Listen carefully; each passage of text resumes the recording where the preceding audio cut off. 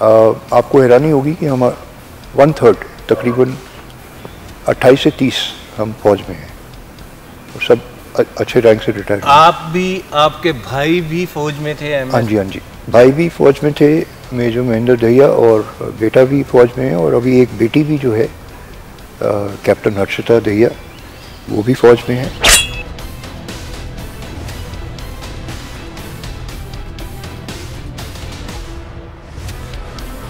वो वहाँ पे घरों के नीचे ट्रैप डोर होती है, खोलने से नीचे छिपने के लिए, तो शक हुआ तो उन्होंने ऐसे खोला, तो जैसे खोला वो फायर खुला तो सीधा एक गोली हाथ में लगी, बस ऐसे ही होता है। तो कुपवाड़ा में जब इनकी पोस्टिंग हुई तो जैसे हम बात करें कि इन्होंने कई ऐसे ऑपरेशन किए जिसमें इन्होंने कंपनी के साथ मिलके कई आतंकवादियों को भी ढेर किया। एक बार उसने मुझे बताया था कि मुझे फ़ोन आया इसका कि आपको कोई टेररिस्ट का फ़ोन आया था, आपको हम देख लेंगे, जैसे वो धमकी देते हैं ना, तो कहता है मेरे को वो हंसी आ गई क्या देखेगा मेरे को।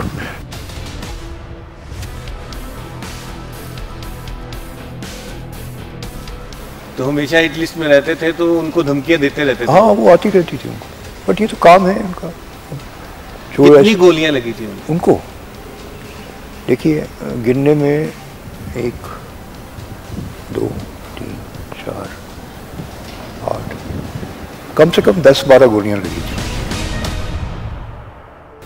10-12 गोलियां लगी थी उनको? लगी होंगी, ज़्यादा ही होंगी। मैंने एक्चुअली बॉडी जब आई थी तो हम श्राउड में थी, मैंने पूरी खोली नहीं।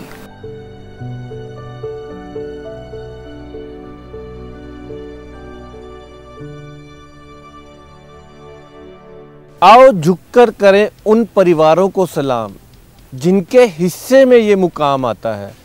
खुश नसीब है वो परिवार जिनका खून देश के काम आता है। ऐसा ही एक परिवार जो कि शहादत के लिए एक मिसाल बन गया है। पहले भाई और फिर बेटा, जिन्होंने देश की रक्षा के लिए अपनी कुर्बानी दे दी। जय हिंद चंद्रकांत सूद जी, आपके पूरे परिवार ने देश की सेवा की है और आपने भी रिटायर ब्रिगेडियर हैं। देश की सेवा करना आपके पूरे परिवार के जज्बे में है, तो आपने सेना में आना क्यों पसंद किया? हमारे घर में मेरे पिताजी भी कुछ समय के लिए, उस समय आज़ादी के बाद एयरफोर्स में काफ़ी रिक्रूटमेंट हो रही थी, उनने, मेरे ताया जी ने और गांव के कई लोगों ने एयरफोर्स के लिए ज्वाइन किया था। पिताजी तो कुछ समय बाद वापस आ गए और फिर वो यहाँ पे पंजाब में सरदार प्रताप सिंह खेरों के साथ काम करते थे। उस समय ये पंजाब पब्लिक स्कूल नाभा, जो आज जाना जाता है, देश का पहला सैनिक स्कूल बनाया गया था और अच्छा स्कूल बनाया गया था, और उनको इसकी जानकारी थी तो उनने भी मुझे वहाँ डाल दिया।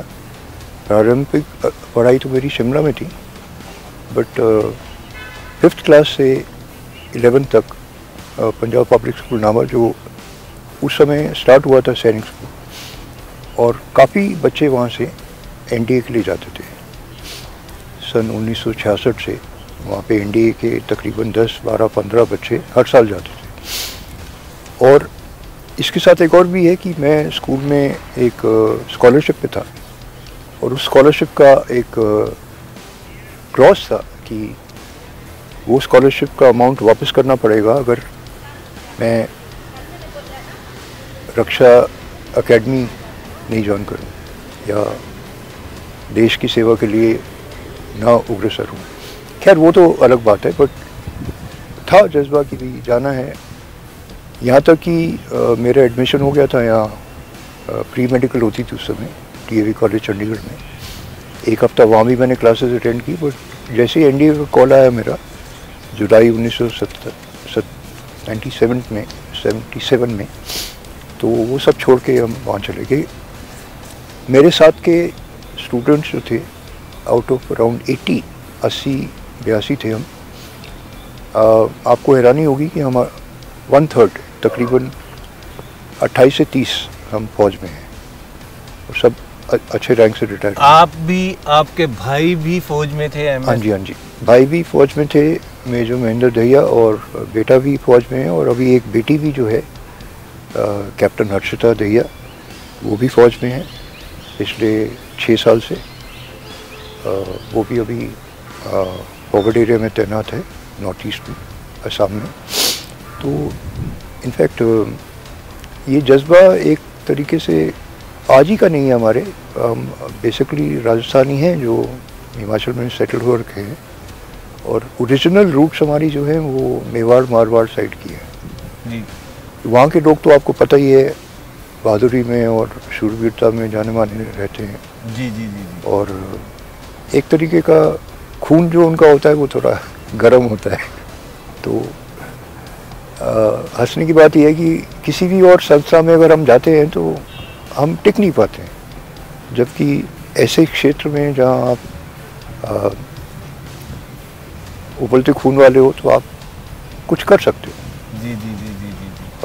और तो आपके भाई की पहले शहादत हुई? हाँ जी, उन्होंने शहीद हुए, वो कैसे शहीद हुए थे? देखिए जी, 1995 में अनंतनाग जिले में, वो वैसे तो 18 मद्रास के थे, नई आरआर रेज हुई थी उस समय 1994 में, 93-94 में, राष्ट्रीय राइफल्स।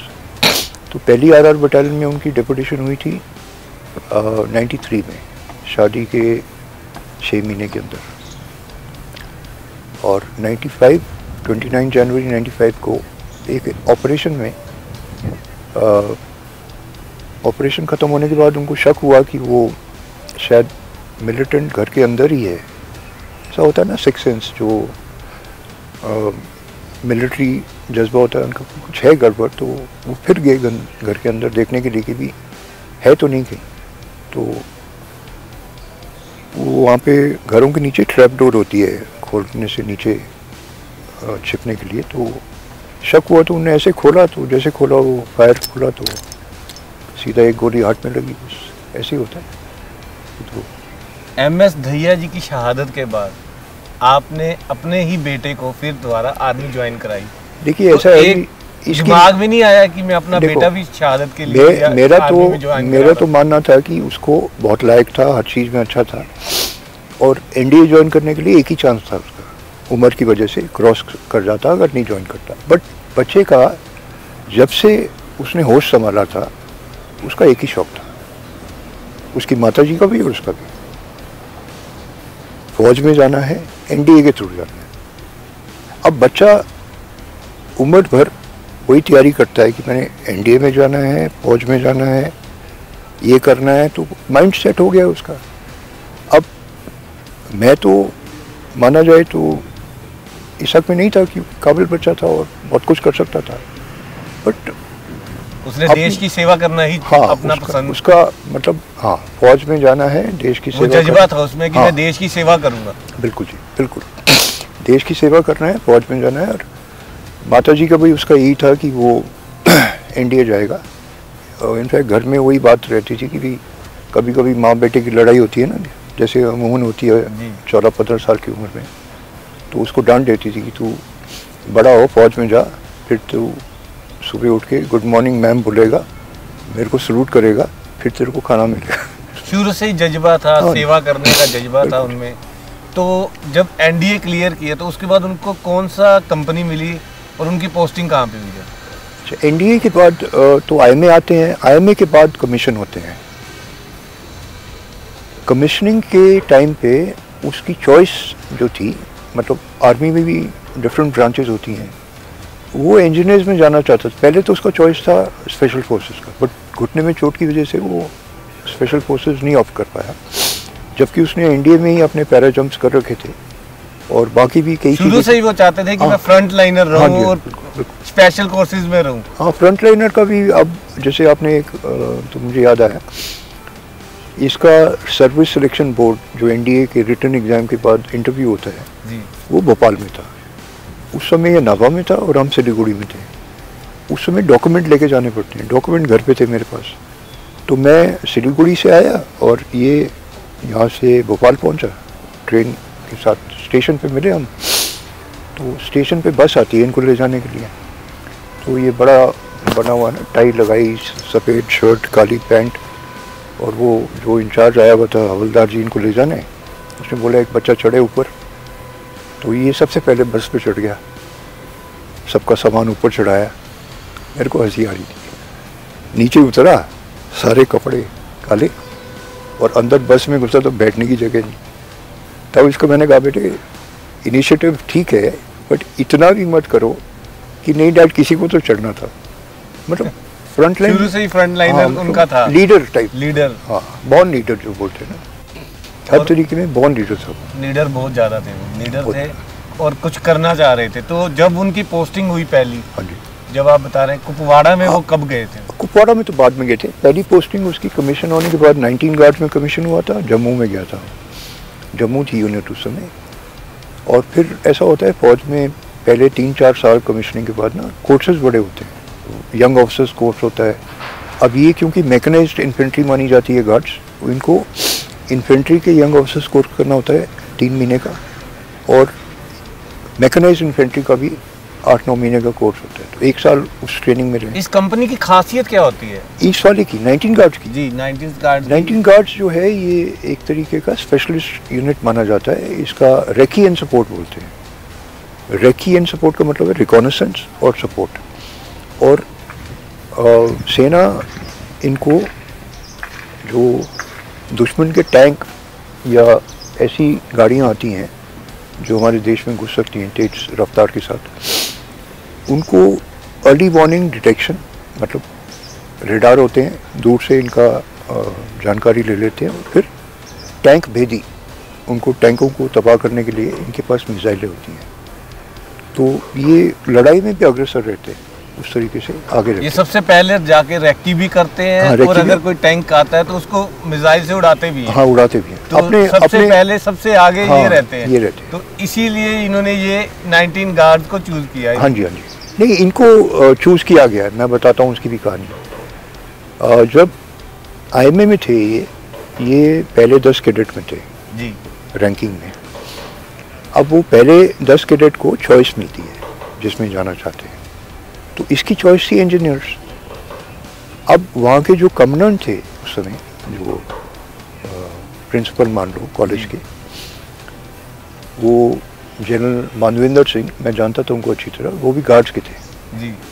और वो गार्ड्स में अच्छे ऑफिसर को लाना चाहते थे, तो इसलिए उनको ज़बरदस्ती उनने गार्ड्स में लिया था। उनको लगा कि ये हमारा बेस्ट जवान बनेगा। बेस्ट को उसको मेडल भी मिला था ना आईएमए में, जी जी जी, बेस्ट इन सर्विस सब्जेक्ट्स का जी। वो मेडल भी उसको बोलते हैं brigade of the guards medal, वो बेस्ट इन सर्विस सब्जेक्ट्स जी। तो वो मेडल उसको मिला था बिकॉज उसका प्रशिक्षण के दौरान सबसे बेस्ट कैडेट रहा था वो। जी जी। तो फिर इनकी पोस्टिंग कुपवाड़ा में कब? हाँ, वो मैं बताता हूँ। वो कोर्सेस करने के बाद इनका यूनिट फिरोजपुर चला गया। फिरोजपुर भी ये यूनिट को लेके गया था। वहाँ उसने 2-3 महीने काटे होंगे। फिर उसको यहाँ देहरादून में जो जीओसी होती है ना, जनरल ऑफिसर कमांडिंग, जी जी, उनका एडीसी बना के भेजा गया 1 साल के लिए जी, क्योंकि अच्छा ऑफिसर था।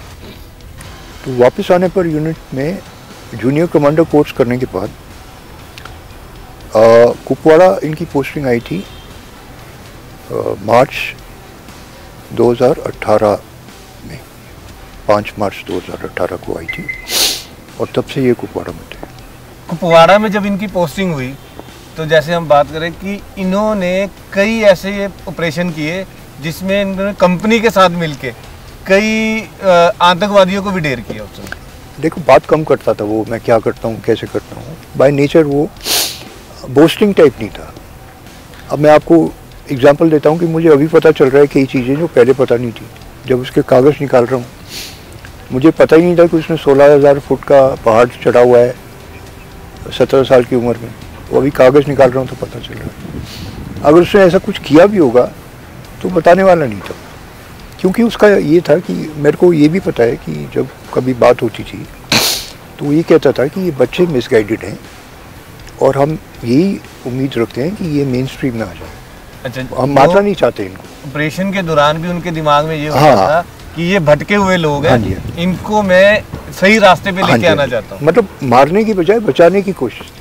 हमेशा उनकी ये रहती थी कि ऑपरेशन के दौरान भी मारा कम जाए और अगर वो सही रास्ते में आते हैं तो उनको सही रास्ते पे लाया जाए। और इसका मिसाल ये है कि 2019 में जब वहाँ पे इलेक्शंस हुए पंचायती, तो इसके इलाके में सबसे पीसफुल इलेक्शंस हुए थे और इसने सुपरवाइज किए थे। कई लोगों को जानकारी नहीं है कि जब आर्मी ऐसे एरियाज़ में ऑपरेट करती है तो सिविल एडमिनिस्ट्रेशन तो होती नहीं है, सारी प्रशासन जो होती है वो फौज की होती है। तो उस इलाके में जहाँ इसका जाकल दौर नाम का गांव है, इसकी कंपनी ऑपरेटिंग बेस जाकल दौर में थी। तो जाकल दौर का जो इलाका था जहाँ पे पंचायत इलेक्शन हुए थे, अभी तक सब लोग इसको याद करते हैं। अभी मैं आपको एग्जांपल देता हूँ, कल भी वहाँ से एक लड़के का फ़ोन आया कि अंकल मेरे को अनुज भैया के नाम से कुछ आपको याद करने के लिए आना है देने।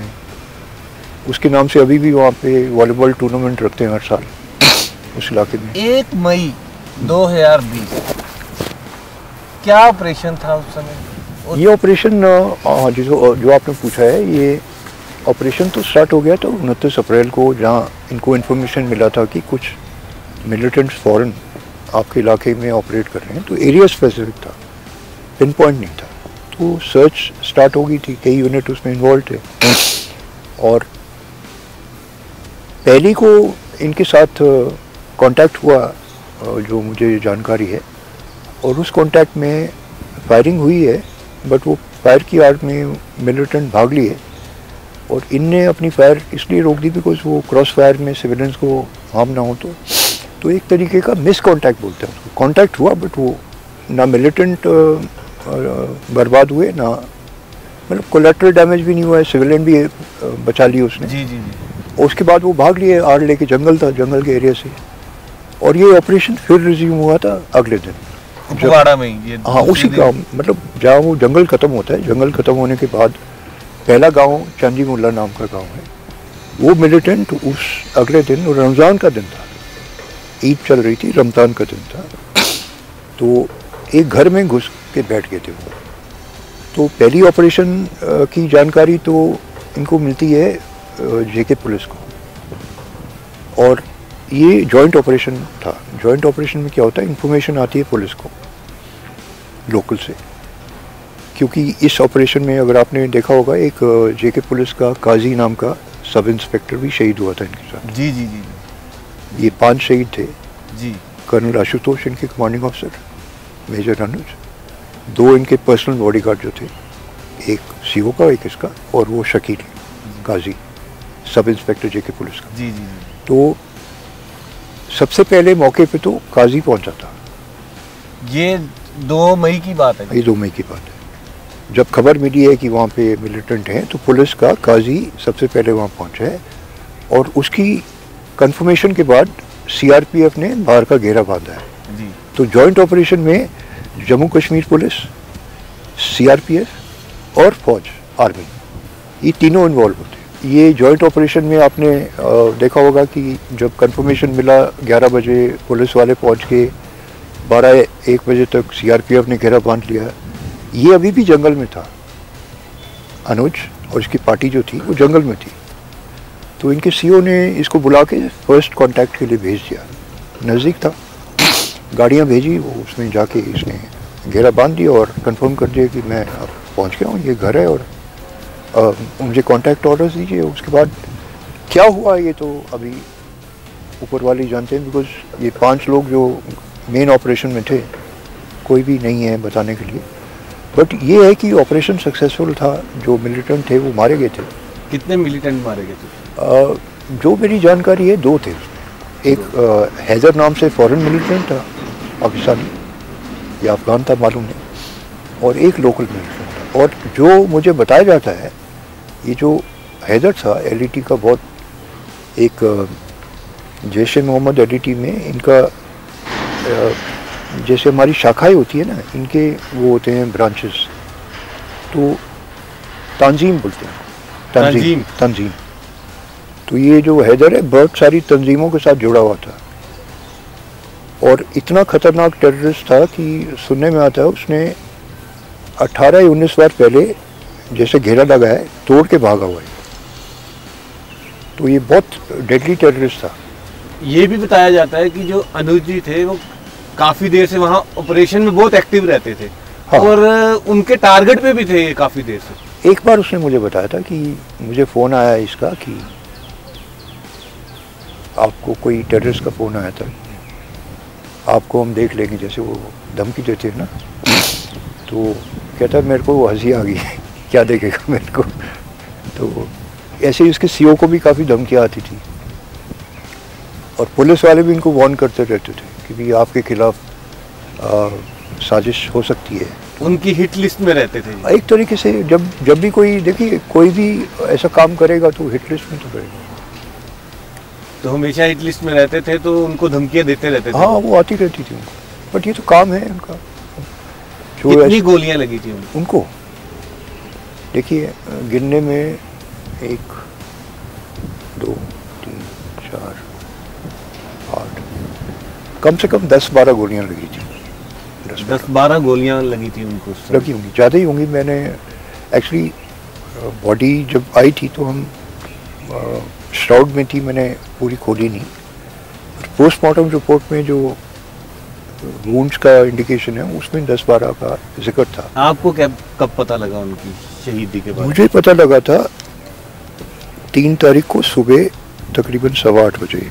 हम घर बना रहे थे, कंस्ट्रक्शन चल रही थी, तो मैं तो 8 बजे आ जाता हूँ वर्किंग स्टार्ट कराने के लिए। ये घर है। कितनी देर हुई थी उनकी शादी को? शादी को उनकी सितंबर 2017 में शादी हुई थी। उसके बाद मार्च 2018 में अप्रैल चला गया था। 2 साल 4-5 महीने। अभी 2 साल 4-5 महीने ही शादी को हुए थे। तो आपको सुबह 8 बजे फ़ोन आया? किनका फ़ोन आया? मेरे को 8:15 बजे फ़ोन नहीं आया। मैं बता रहा था ना कि हम यहाँ मैं कंस्ट्रक्शन करा रहा था और मैं यहाँ रहता था, ये 38 में। ये मेरे क्लास फेलो हैं कर्नल संधू जी, इनकी फर्स्ट फ्लोर पे रहता था। सोशल मीडिया पे संधू को एक क्लास फेलो ने इन्फॉर्म किया, टिवाना, राजनदीप टिवाना, यार नाम तो उसी का लग रहा है, चेक कर। तो मेरे को फ़ोन आ गया, यार आजा चाय पीने में। की गल होगी सवेरे सवेरे, बेअंत की गल होगी? कहना नहीं आजा चाय पीने। तो मैं गया तो बैठा हुआ सी बेअंत, कहता he tells me, he says it is not confirmed but तेरे बेटे का नाम अनुज है? हाँ। कहता न्यूज़ इज़ नॉट गुड। मैं क्या ठीक है देखते हैं की हैगा। एक्चुअली होया किसी पहले दिन सैकेंड नूं मैं कोई 11 बजे ना, ये दहिया साहब की वाइफ हैगी ਜਿਹੜੀ ਮਿਲੀ ਸੀ ਤੁਹਾਨੂੰ ਜੀ, ਤੇ ਇਹਨੂੰ ਨਾ ਇਹ ਮੁੰਡਾ ਸਮਝਦੀ ਸੀ ਅਨੁਜ ਨੂੰ, ਆਪਣਾ ਹੀ ਬੱਚਾ ਹੈਗਾ। ਤੇ ਇਹਨੂੰ ਕੋਈ ਸਵੇਰੇ ਸਵੇਰੇ ਨਾ ਸਿਕਸ ਸੈਂਸ ਕੰਮ ਕਰ ਰਹੀ ਸੀ ਕਿ ਵੀ ਦੇਰ ਇਜ਼ ਸਮਥਿੰਗ ਰੋਂਗ। ਤੇ ਮੈਂ ਉਹਨੂੰ ਟੈਕਸਟ ਮੈਸੇਜ ਕਰਤਾ ਕੋਈ 11 ਵਜੇ 11:40 ਦੇ ਆਸ-ਪਾਸ ਕਿ ਆਲ ਵੈਲ। ਉਦੋਂ ਉਹਨੇ ਮੈਨੂੰ 3 ਦਿਨ ਬਾਅਦ ऑपरेशन सीगा, कोई कम्युनिकेशन नहीं सी कि कहना dad miss contact looking for the guys.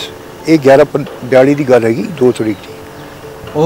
वो उनका लास्ट मैसेज? हाँ, लास्ट मैसेज मेरे साथ था। और ये जो मैंने बाद में फ़ोन आया तो उसमें जो कुछ रिकॉर्डिंग मिली थी, बट लास्ट मैसेज उसका मेरे को 11:42 के आसपास व्हाट्सएप पे आया था कि मिस कॉन्टैक्ट हुआ है, हम बंदों को ढूंढ रहे हैं। तो मैंने कहा बंदों को ढूंढ रहा था, इतना तो पता था मेरे को, बट ये वारदात हुई है। अच्छा, मैं सोशल मीडिया पे एक्टिव नहीं रहता जी, बट वो शाम को 5 बजे से बताते हैं कि सोशल मीडिया पे ये ऑपरेशन का काफ़ी चल रहा था जी, कि ये अंदर हैं बाहर हैं, कोई कम्युनिकेशन नहीं है, काफ़ी चीज़ें ऐसी बाद में सुनने को आ रही थी। तो सुबह 8 बजे मुझे पता चला, कंफर्मेशन ऐसे हुआ कि यहाँ पे हमारे स्कूल के एक जनरल आर्मी कमांडर रह चुके थे यहाँ, जनरल सप्रू। तो बेअंत ने, कर्नल संधू ने उनको फ़ोन किया कंफर्म करने के लिए। उनको भी खबर मिली हुई थी, तो फिर उनसे मेरी बात हुई, फिर उनने मुझे कंफर्म किया।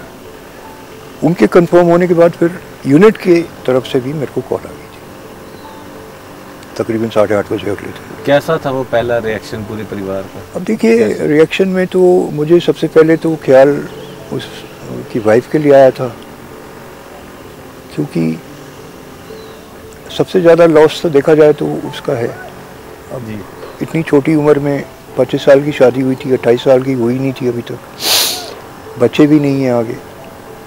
अगर तो बच्चे होते तो कुछ हौसला मिल जाता। तो पहला रिएक्शन तो वही था कि उससे बात करूं, क्या है उसका। फिर वो प्रैक्टिकल माइंड है ना फौज की, कि भी बाकी छोड़ो, अब तो हो गया जो होना है, आगे की सोचते हैं क्या करना है, कैसे करना है। फिर सवाल उठे, पूछा मेरे से गया कि भाई क्रिमेशन कहाँ करनी है। ऑफिशियल एड्रेस उसका पूना का था। अब पूना का, मैंने कहा पूना नहीं जा सकता कोई जी। और वाइफ इसकी धर्मशाला की है, वो धर्मशाला अपने पेरेंट्स के पास गई हुई थी, वो भी वहाँ फंस गई लॉकडाउन की वजह से जी। 18 तारीख मार्च की इनकी बुकिंग थी जाने की हमारे यहाँ से होते हुए जी। बट वो कैंसिल हो गया, फिर वहीं फंस गई वो। अब धर्मशाला भी बॉडी को ले जाना was not practical because of lockdown. तो वही सोल्यूशन निकला कि मेरे को लास्ट राइड्स करनी है तो यहीं पे करानी पड़ेंगी। फिर उनको कैसे लाना है यहाँ पे, यूनिट को इन्वॉल्व किया। फिर संयोगवश जो धर्मशाला में योल कैंप है, वहाँ के जो जनरल साहब एक मेरे क्लास जूनियर थे, जन नजर, तो उनको फ़ोन किया मैंने कि भी इनको भिजवा दीजिए। तो फौज का ये सिस्टम होता है कि वो ऑर्गेनाइज करा देते हैं। तो अगले दिन बॉडी आनी थी 4th को। जी, पहले भाई फिर बेटा। अगर वो एक बेटा होता तो उसको फौज में भेजते आप? पक्का भेजते, क्यों नहीं भेजते। अभी बेटी भी फौज में है, वो भी, उसका भी बड़ा इंटरेस्टिंग एंड दिलचस्प है। वो MBA कर रही थी और MBA भी कहाँ से कर रही थी, दिल्ली यूनिवर्सिटी से। ग्रेजुएट है SRCC BA इकोनॉमिक ऑनर्स की, तो अच्छे कॉलेज से इको ऑनर्स करके faculty of management studies Delhi university, जो सबसे पहले IIM से भी पहले बना हुआ है, उसमें अपनी MBA कर रही थी वो। 4 महीने MBA करने के बाद वो उसने फौज ज्वाइन किया। अभी नेशनल शूटर है वो, फौज के बदौलत मेडल लेके आती है, पूरे देश का नाम रोशन करती है। गर्व है आपको पूरे परिवार पे? बहुत गर्व है, बहुत ज़्यादा गर्व है। इनफैक्ट हमारा परिवार तो ट्राई सर्विसेज है, क्योंकि हम आर्मी के हैं। जो अनुज की वाइफ थी उसके फादर नेवी के थे जी, और जो मेरी बड़ी बेटी है उसके हस्बैंड के फादर एयरफोर्स के थे। तो तीनों सर्विसेज के हैं, आर्मी नेवी एयरफोर्स का लिंक है परिवार में। शायद कम ही परिवार होंगे जिनमें ऐसा होगा। और ऊपर से 2 शेर जो हुए जंग में ढेर, तो घर तो देश के लिए शहादत दी है उन्होंने। हाँ, देश के लिए, समाज के लिए, कौम के लिए, सबके लिए नाम अपना रोशन तो कर गए हैं। साथ में ये देखिए, कहने के लिए आसान लगता है बट बहुत जिगरा चाहिए होता है इसके लिए। ऐसे काम के लिए जिगरा बहुत चाहिए। MS दहिया जी को सेना मेडल, हाँ जी, मरणोपरांत मिला। हाँ जी। और अनुज सूद जी को शौर्य चक्र मरणोपरांत मिला। हाँ जी। ये मान है पूरे परिवार के लिए। इससे ज़्यादा मान ये है कि अब मिसाल के तौर पे अनुज के टाइम से, मैं महेंद्र के टाइम इसलिए नहीं कह सकता, उस समय बहुत चीज़ें अलग थी। उस समय इतना मान सम्मान और इसकी बात कम ही होती थी और समाज में इतनी जानकारी भी नहीं होती थी। सोशल मीडिया नहीं होता था, तो लिमिटेड होता था गांव में या 4-5 फैमिलीज जो। अब अनुज के टाइम में सोशल मीडिया का प्रभाव इतना है कि इसकी वजह से कई बच्चे मेरे साथ जुड़ गए हैं।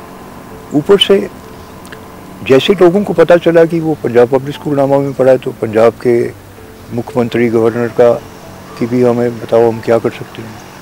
फिर पता चला हम पहाड़ से हैं, हिमाचल से, वहाँ के मुख्यमंत्री का फ़ोन, बताइए क्या करना है। यहाँ हरियाणा, क्योंकि हम यहाँ के निवासी हैं, मनोहर लाल जी और लोकसभा इनके स्पीकर अपने ज्ञानचंद गुप्ता वगैरह वगैरह के, मतलब वरिष्ठ नागरिक तीनों स्टेट्स के। हिमाचल ने तो बहुत ज़्यादा किया है उसके लिए। मतलब मेरे गांव, पैतृक गांव जो अनुज का है, देहरा कांगड़ा जिला में, और मैट्रिक गांव जो प्रागपुर है वो भी नज़दीक है। दोनों में ये हाई मास्ट फ्लैग डेडिकेट किए हैं उसके नाम से। और तकरीबन 12-12.5 लाख का खर्चा एक जगह पे, भाई 25-30 लाख खर्चा किया हमने। और 2000 मान है पूरे देश को, पूरे देश को, अपने समाज को, गांव को, इनफैक्ट जब वो फ्लैग होस्टिंग हो रही थी तो वहाँ के जो वरिष्ठ नागरिक हैं वो बच्चों के साथ आए थे, तो बच्चे बड़े खुश हैं वो सब देख के। तो अगली पीढ़ी के लिए भी एक संदेश है, संदेश। और हाँ, अब जैसे देखिए आप ये झंडा यहाँ लहरा रहे हैं, जैन यहाँ लिख रहे हैं, अगर पूरे गांव में इतना बड़ा झंडा लहरा रहा है तो पहले तो सवाल उठता है ये आज आया कैसे यहाँ पे जी। फिर जाते हैं वो लोग वहाँ देखते हैं, और फिर ऐसे वाले high mast day night flag तो सदैव उठते रहते हैं ना। तो एक बार झंडा लहरा दिया तो जैसे मैडम कह रही हैं कि झंडे गाड़ दिए, झंडे गाड़ते जी जी, दो था थे तो झंडे गाड़ते उन्होंने। That is remarkable achievement. सलाम है ऐसे परिवारों को। ऐसे ही देखते रहिए हमारा खास प्रोग्राम। जय हिंद।